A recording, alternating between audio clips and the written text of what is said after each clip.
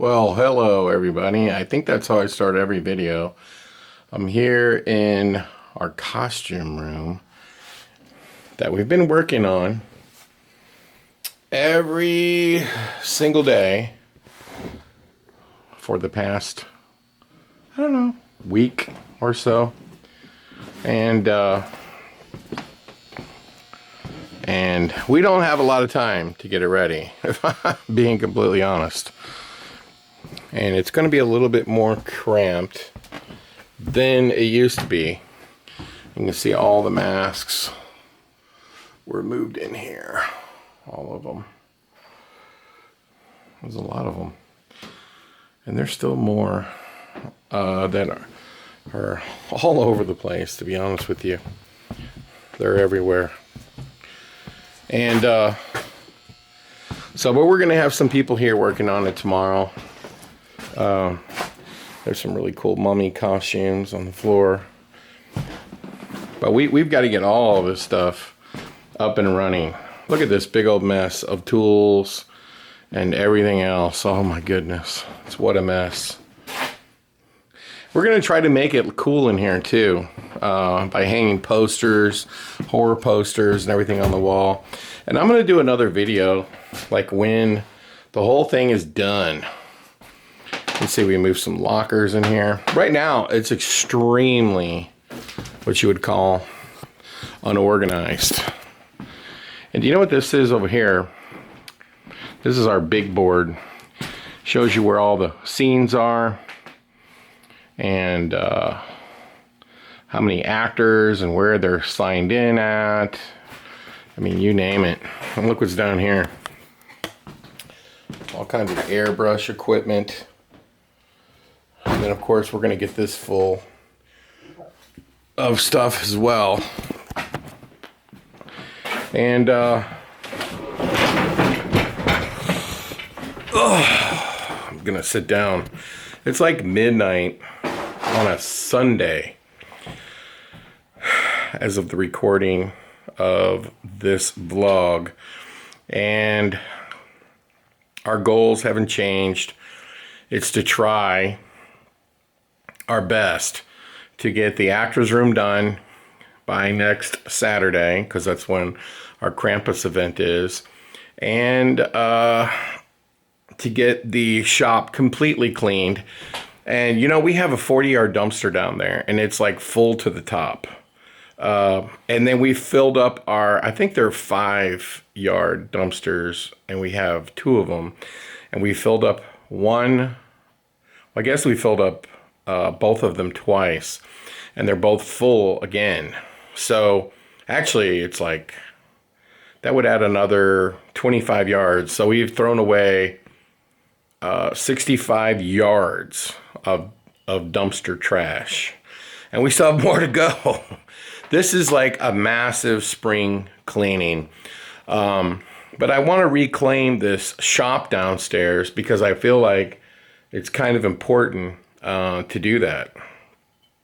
And it's important to do that because that area down there is 5,700 square feet. I don't need to have it dedicated to an actor's room. That's ridiculous.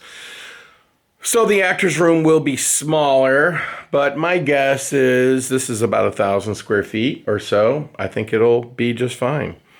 So that's kind of the plan. And also, obviously, we have to decorate the darkness for Krampus. We have to decorate because we're going to open Limp for the first time. It'd probably be the last time. Because, you know, I really think that these special events should be one-night only events. Every time I've tried to open for multiple nights, the attendance is lower. And I think you put a whole lot of what I would call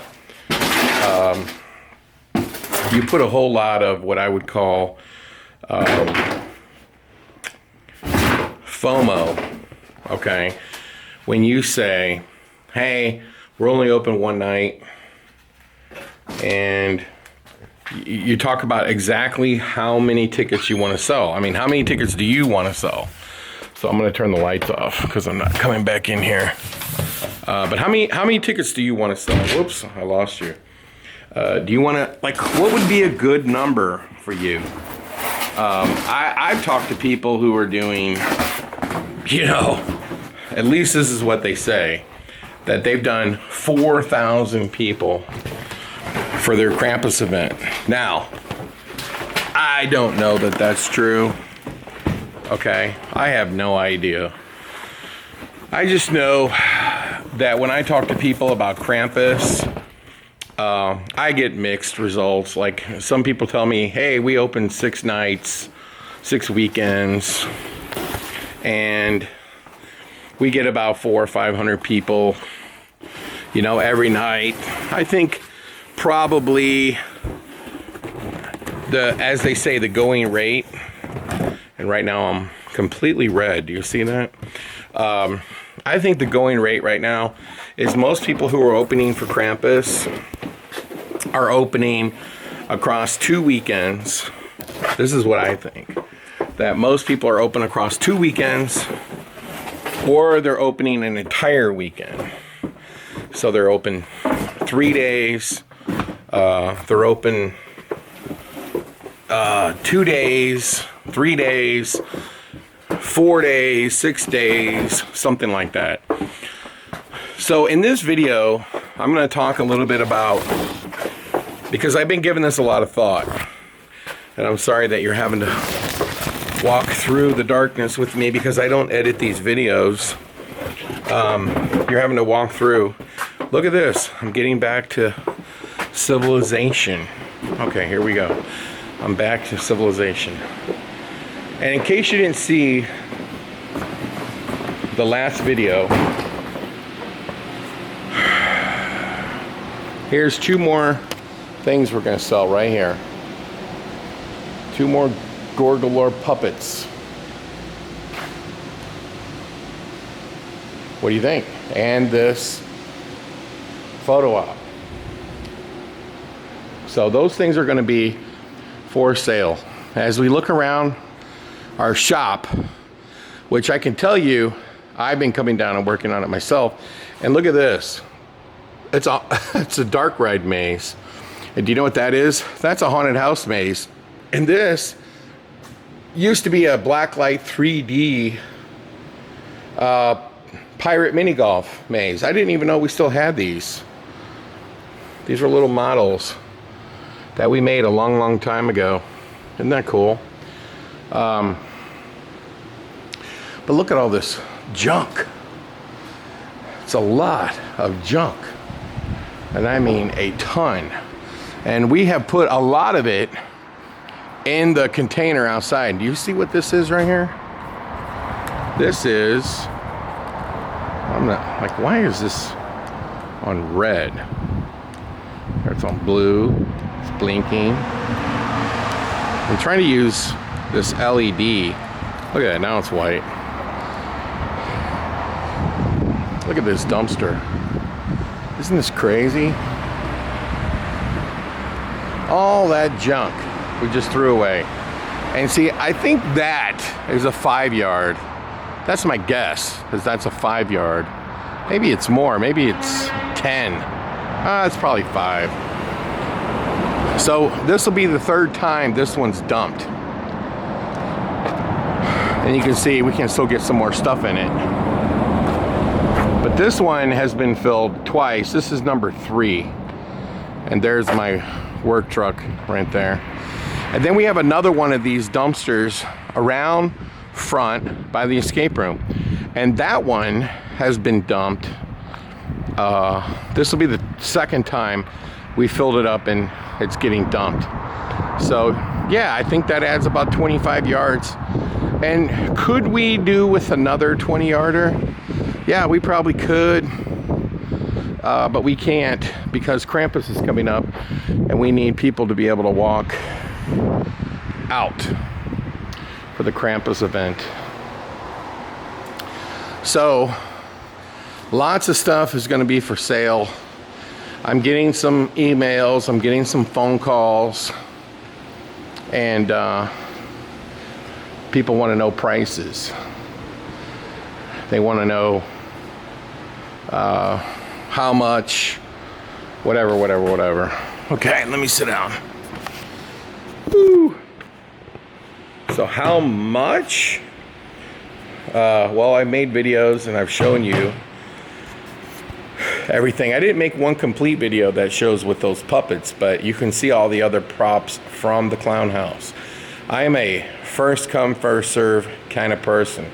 So Krampus event is happening for the darkness next Saturday. If you came down here on Sunday, actually, and you brought people, you could start taking stuff right out of the building, okay?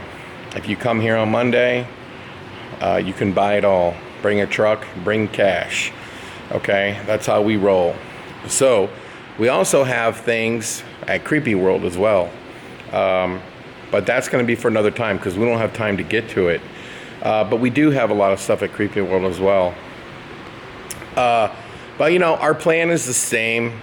We're going to try and get the haunted house done for Hauntworld.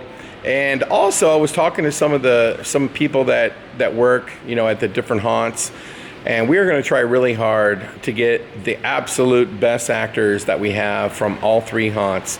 So when we open the Lamp and the Darkness this year, that we have the absolute scariest show possible for this Hauntworld. We're going to really work hard on trying to coordinate the actors for Hauntworld. And we're going to get a dry run on that from our Bloody Valentine. So our goal is to try to get this TerrorVisions out of here, load it in a truck, and get all the props in this room. So we just have basically the rest of this coming week to get this whole space all cleaned up, ready to go, for all the props from TerrorVisions to come down here and then wreck it all over again, and then literally start selling it little by little by little by little. And so that's the goal. And then also the goal by this end of this coming week is going to be to have the alien completely done and to start in the direction of painting it. So that's going to be the second goal. So a lot's going to be happening. But I want to tell you today's topic of trying to help the haunted house industry. You know, these vlogs have been mentally healthy for me because I'm actually relaxed and I'm talking about topics that are, and it's making me think, like, am I doing something wrong? Could I do something better? So let me explain what I'm wrestling with at the moment, because this whole video is about how many days should a haunted house be open for next season. And I've really been thinking about this, and I'm coming to a conclusion that we're going to open the Darkness wide open. And when I say wide open, I mean a lot more days than we were open this year, that's for sure. And so in order to do that and be successful, the goal is to raise revenue and raise attendance at the same time. So here's what I'm actually thinking. Are you ready? So I'm using my calendar, and let me get to 2025. So last year we opened on Friday the 13th. That would be the 12th and the 13th this coming year. There's no Friday the 13th, so we don't necessarily need to open on that day. But let's say we open the Darkness the 19th and the 20th, the 26th and the 27th. You see, that's in September. I don't know if that's blurry or not. So that would be 4 days. We'd skip October the 1st and the 2nd and go straight to the 3rd, the 4th, and the 5th. Okay, so now we're up to four 5, 6, 7 days so far. And then I think we will open back up on the 10th, okay, and be open every day through November the 1st. So that would be 1, 2, 3, 4, 5, 6, 7, 8, 9, 10, 11, 12, 13, 14, 15, 16, 17, 18, 19, 20, 22, 23, 24, 25, 26, 27, 28, 29. So that would be a total of 29 days. Okay. Then,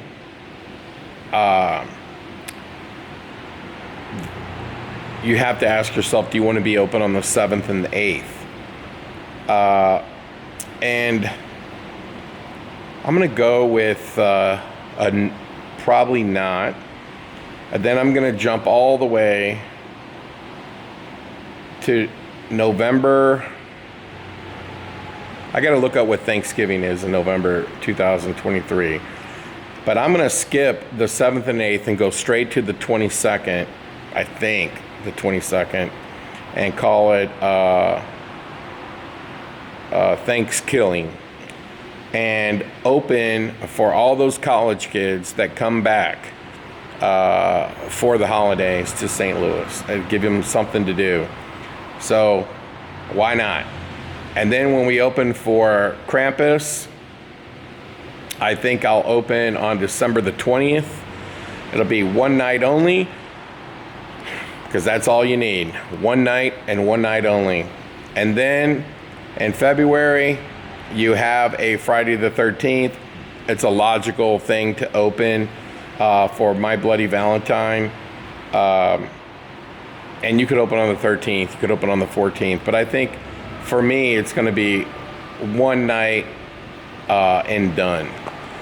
And so this is going to give the darkness something in the neighborhood of being open for, like definitely over 30 days.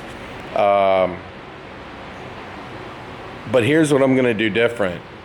I am going to do dynamic pricing. I'm almost convinced myself to do dynamic pricing because to fill up those early nights, to fill up those weekday nights, we're going to sell everything time ticketing and charge a lot less for weekdays and a lot more for weekends.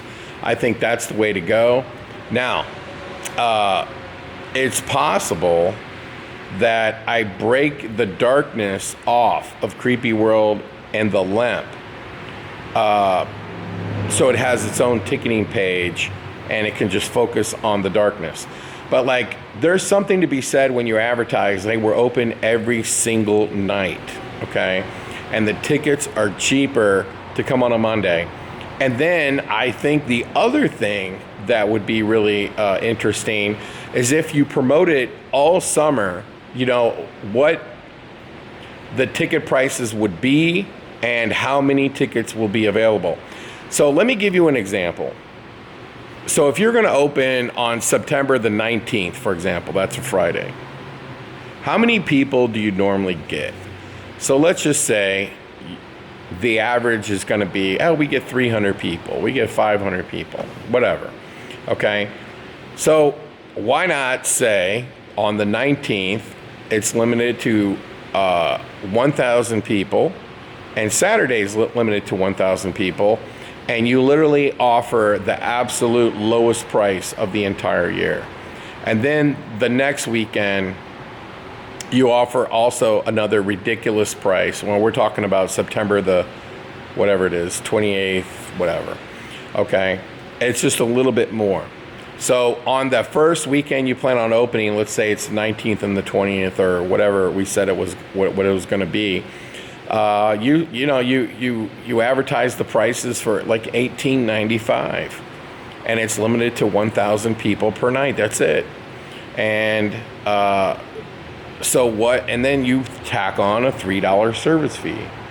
So technically speaking, okay, so if it's, let's say it's $20, plus a $3 service fee, you know, obviously that's $22. But let's say you do 2,000 people for that weekend. That's $44,000. Okay? Let's do some different math here. Let's just say you did 380 one night and you did, let's say, 425 another night. That's 805. And if you times that by, let's say, your normal price, and let's say that is $35. I'm making up a number. Okay, that's $28,000. So doing it this way brings more people to your attraction early.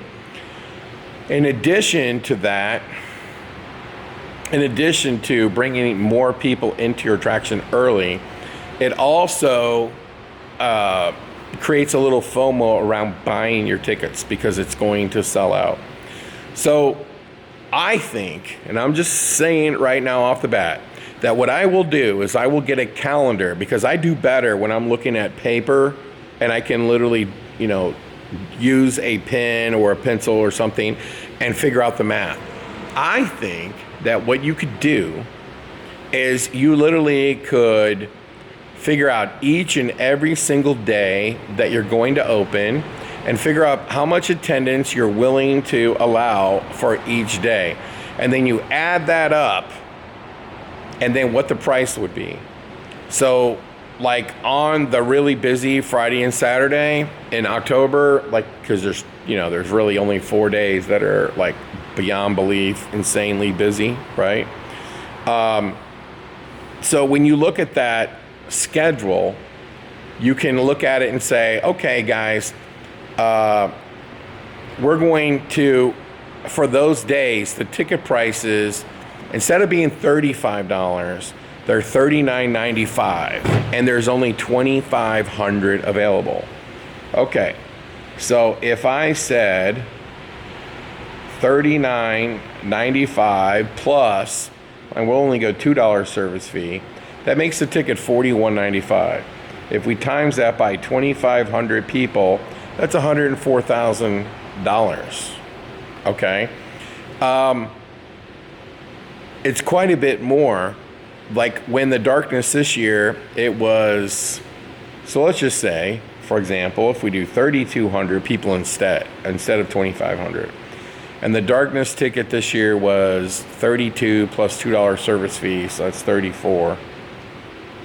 Okay, that comes out to basically the exact same number, pretty much. So we can raise the price when the demand is super high, and we can lower the price when the nights are not as in demand. So just imagine for a second, like on a Monday. So you're going to be open on a Monday now. And what do you realistically think you can do on a Monday? I'm guessing not that much. Maybe you would do 250, 300 people. And I'm just taking a guess, okay? We're talking about for a normal haunt. Okay, so why not, like on that day, say, well, we're going to be open on October the 11th, a Monday. And I don't know that October the 11th is a Monday, but let's just say you're going to. And there's only 500 tickets available at $22.95. Only 500. And so all your advertising that you do and all the promotion you do all summer long is geared towards each day is a sellout. And each day has a certain amount of quantity of tickets. So if you want to get a ticket on the 11th for $22.95, it's limited to 500 people. It will sell out. Okay, so now you're getting 500 people. Okay, we're going to use my calculator again. 500 times, and we said $22.95, but we'll make it $24.95 because of $2 service fee. So that is $12,475. But let's say we did normal price, and let's say we did 265 people times with service fee and everything. Let's just say it's 35. It's 9,000. So we increase the revenue, by 3,000 people, by $3,000. You also have to remember, like, if you're doing things like for example, you're doing a gift store and some other things, and if you increase the attendance by an extra 150 people, you should be able to sell more things in your retail store. Now, I'm not saying limited to 500 people. I'm not saying limit this day to 2,500. What I'm saying is I'm going to take a piece of paper and a calendar and crunch numbers. Now, I have said this in the past that I had thought about doing a seminar for Transworld, and it was going to be called Adding Machine. And they said, what the hell is that? Now, to be clear, I haven't done a seminar for Transworld since 2019. It's not because they don't ask. I already addressed this in another video, but I'm not sure if I uploaded that video or not. But I've already addressed this, or I am addressing this in another video. I have been asked, and I've been asked every year to do a seminar. I have just declined to do so. I really just like doing these videos, to be honest with you. And, you know, and this is getting way off the track, but I think that I'm actually known. I don't really know what I'm known for. Being a very creative person that literally tries to create amazing attractions, because that's what I'm in the business of doing. We build mini golfs, we build dark rides, we've built haunted houses, laser tags, I've done museums, and we've designed all this stuff. So I would think I would be more known for being a creative creator of attractions, with knowledge and understanding of how to actually design something and to see it through to completion. But whenever I was doing all of these seminars over the years, every seminar that I ever did was focused on business. And the reason why I always did business only was because I always felt, and I'm sorry if I hurt somebody's feelings, that the haunted house industry as a whole, their weakness is common sense about business. And I can tell you, me personally, I would say that would be my weakness as well, because I made a lot of bad decisions. I've wasted a lot of money. I've tried things and they didn't work. And so I am a human. I am a machine that has learned from making mistakes. So that's why I feel like I'm so smart, or I have so much common sense, because I've tried a lot of stuff. I'm very much a lunatic when it comes to being somebody who's willing to try just about anything. And, and then sometimes it works and sometimes it doesn't. But I've always tried to do these seminars to help people learn more about how to run your attraction like a business, because I always felt that if you're not successful financially, you can't grow your business, you can't hire full-time people, you can't you can't buy more props, you can't do anything. So you've got to be successful. You just have to be financially. And I always felt like that's where I could really help people the most. And so, I would do these seminars, right, for Transworld, and I don't know, Transworld would tell me they were some of the most successful ones they had in terms of how many people signed up for them. But if I was guessing, most of my seminars had 150 people. But anyone else who would do a business related seminar, they would get 20 people. And then you would go to these seminars where they would teach you 60 scares in 60 minutes, and they would be 300 people or 400 people. And of course I could do those seminars. Of course I could do seminars on how to detail your haunt or how to design your haunt better or whatever. And I've just chosen not to, because I wasn't concerned about how many people came to the seminar. I was concerned about helping people where I thought I could help them the most. Does that make sense? So if Larry Kirshner did a seminar at Transworld about how to detail your haunt with like, I'll give you an example. If I did a seminar on trying to teach you techniques on how to cut corners, doing detail, so it saves time but gets the same result, I think 300 or 400 people would sign up. I was never concerned with how many people signed up. I'm concerned with helping people where I think they need the most help. So that's why I always focused on those type of seminars. Not interested in setting records or breaking whatever. It's helping people.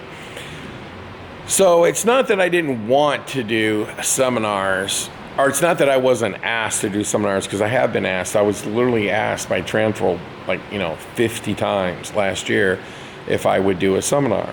I don't know, I just haven't been interested in doing them. But how does that relate to the conversation we're having right now? It's because I wanted to do this seminar called Adding Machine. If it doesn't add up, like what are you doing? Okay, and we could talk about an adding machine on a digital marketing company. We could talk about an adding machine on trying to figure out whether or not you should invest in something. But I think for the sake of this conversation, the reason why I bring up the adding machine is because this is the perfect thing to use an adding machine on, not a calculator on your phone, but a real, genuine adding machine. So I would get this adding machine out. I would go to the internet and I would print a calendar, and I would look at every single day, and I would write down numbers, and I would add up the numbers, and I would add up the amount I would charge and how much money it would be. Like if I open normal, what do I think I would get? I would literally do this day by day by day by day. And so I might start off by saying, okay, on this Monday, let's market it as 500 people. And then I might go back and say, no, let's change it to 600. I don't know. Because you know what I would do is I would take an adding machine and I would figure it up on paper. Like, what is going to get me to the desired number where I could give the best show and increase the attendance, increase how many people are going to go in my new, bigger retail store, while at the same time increase revenue by, let's say, 15%, 20%. Is that possible? I don't know. That's what you need an adding machine for, and you need a piece of paper so you can just kind of sort of start off with okay, this is how many people I would like to get. I can tell you this, when I opened for Friday the 13th this year, which is very early, I advertised a price of $20. I got 2,000 people to come on one day. Okay, let's once again use an adding machine here. Okay. Adding machine. Okay, so 2,000 people, and that was only one night. I didn't open on the Saturday, just the Friday the 13th. So 2,000, as you can see, times, it was $20, plus I added a $3 service fee. So technically it was $3. So that is $46,000. $46,000. Now, let's just say, okay, and I'm going to use an adding machine here, okay, but let's say, what if you could get 1,000 people, okay, and let's say you open 34 nights, obviously that's 34,000 people, and you times that once again by, let's just say, an average ticket price of $25. That's $850,000. Okay, so we don't want to do $850,000. We want to get to 1.2 million. We want to get to 1.3 million. We want to get to 1.1 million. We want to get to 1.5 million. See, this is what you have to figure out. You've got to start with a number. So I just showed you, okay, I don't want to do 1,000 people a night at $25. This would be a number below what I'm making before. So that number's not going to work. This is why you have to start with, okay, I want to gross this much. And then I need this much attendance to do it at the higher price. Now, what I actually believe is One of the things that's curbing attendance is ticket price. I think there's a big market out there for people who want lower prices. Okay, I think there's a big market, and if you could drive those people into Monday, Tuesday, Wednesday, Thursday, and maybe even a reduced price on Sunday, I think that you're going to get the attendance and the dollars you seek. But in order for me to really figure this out, I have to literally start with, this is what I want to gross, and then you take that number and you divide it by a figure. Okay, I'll give you another example. Okay, so let's just say I want to gross $1.2 million. Okay, and I'm just making this up. And I divide that by $35 per person. That means I need to do 34,285 people at that price. Okay, well, am I going to get 35,000 people at $35? Maybe not. So maybe what I need to do is I need to do 40,000 people at a lower number where you're getting more on certain days, less on other days, and you're never overwhelming or swamping your haunted house, which in theory would mean you're providing a better show. In my case, when I have the lamp and I have Creepy World and the darkness, and I put all the emphasis on opening every night, it's possible when we're talking about like needing actors to work more nights, that I could say, hey, you know, every Monday is the Creepy World night, so the Creepy World actors work Mondays and the Lamp actors work on Tuesday and the Darkness actors work, you know, Wednesday and Thursday. I don't know. I'd have to talk to my staff and see what they think. But this is just food for your brain. This is something for you to do. And I'm also trying to explain the process that I would go through to figure these things out. So I'm going to do more videos about this, but I am literally going to sit down. I'm going to get a piece of paper that print all the days out, and I'm going to put numbers in all of these days and figure out, like, okay, if I did 500 or I did 1,000, or if I said, oh, there was only going to be a maximum of 2,500 on this day, or maybe on a Sunday it's 1,000, whatever, and here's the ticket price. And I take all those numbers and I figure out what the attendance is, and then I figure out what the dollars are. And what it could tell me is it's not enough. It's not enough. So then I got to go back to the drawing board until I figure out where I can get to that number. And I really do think, you know, like that maybe being open less days isn't the best revenue direction for your attraction. But I'm going to figure this out, and you're going to come on this journey with me. But hopefully I'm giving you something to think about, something for you to think about. And I want to hear from you, you know, at Transworld. I want to hear from you, you know, in the comments. I want to hear what you think, because tell me, is there another piece that I could throw into the mix here? Somebody once said to me, you can't make money if you're not open. And this is very true. Back 20 years ago. But now when you can actually have, you can make money online, you know, you can never have a physical location and make money. But when it comes to running a haunted house, you're not going to make money if you're not open. Well, that's technically not true as well, because you're selling tickets every day and you might not be open on that specific day. But I will say this, that when you look at the revenue you make per day, the revenue is obviously, you're selling way more tickets on days you are open than days you are not. And that, you might say, well, that's obvious. But not really, because, you know, depending on the day, and let's say the promotion you might be running, you sell a lot of tickets every day. But when you're open, and I mean like even on a Monday, if you're open, more people buy tickets when you're open, even if it's a Monday or a Tuesday or a Thursday or whatever. They buy more tickets when you're open. So they buy tickets every day because they plan on coming, right, at some point. But if you're open that night, and we're talking specifically Mondays and Tuesdays and Wednesdays, these nights, typically we don't open. But if you're open on a Monday, you're going to sell probably 4 times more sales than if you're just like not open that Monday, but people are still buying tickets for another day. So yeah, I think that revenue could go way up.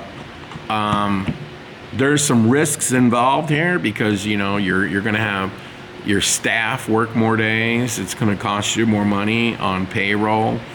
But a haunted house like the Darkness, and it's been running with like 40 actors. I mean, we would love to have 45. We've had days where there's only 35. It's been so hard, to get actors, especially when you have a downtown haunt. It's become more difficult. But with that being said, I don't know. It's something to think about. So make sure you like and subscribe to the channel and leave a comment and tell me what you think. Because this is something I'm going to wrestle with. And I'm going to think about it between now and I'll really start thinking about it right after Transworld's over. So right now my focus is on opening for Krampus and then getting TerraVisions removed, and starting getting all the materials up there so we can rebuild in 6 weeks or less. This is going to be quite the effort, quite the endeavor, and we're going to do our absolute best. But we have a lot of cool props coming from a lot of cool companies, so we're going to see what happens. We're going to see what happens. And that's that. So another video that I'm going to make is going to be about the pros and cons of hiring a full-time digital marketing person to work for your business, because I think that's the direction I am headed at this point, and we're going to have a conversation about that coming up. That's going to be one of the next videos we make. So let me just say goodbye from the Darkness, and let's get another look. And if you're interested in any of the props we have for sale, reach out and we'll talk soon.